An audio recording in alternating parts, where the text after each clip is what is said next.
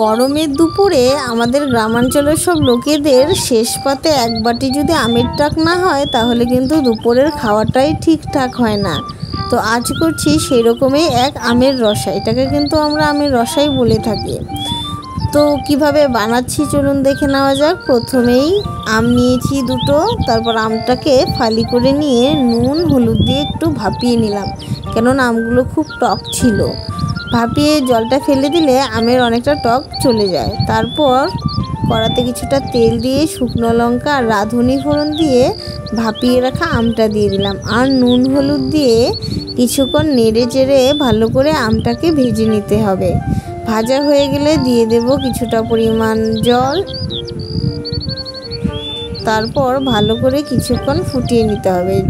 ঝোলটা যে যেরকম খাবেন সেরকমই দেওয়ার চেষ্টা করবেন। এটা কিন্তু আমরা একটু ঝোল ঝোল খেতেই পছন্দ করি, তাই এটার নাম হয়েছে আমের রসা।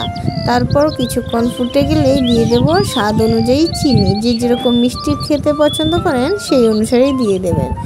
তারপর কিছুক্ষণ নাড়িয়ে চাড়িয়ে আরও কিছুক্ষণ ফুটিয়ে নিতে হবে। টক যত পরিমাণে ফুটবে এর স্বাদটা কিন্তু ততই বেড়ে যাবে।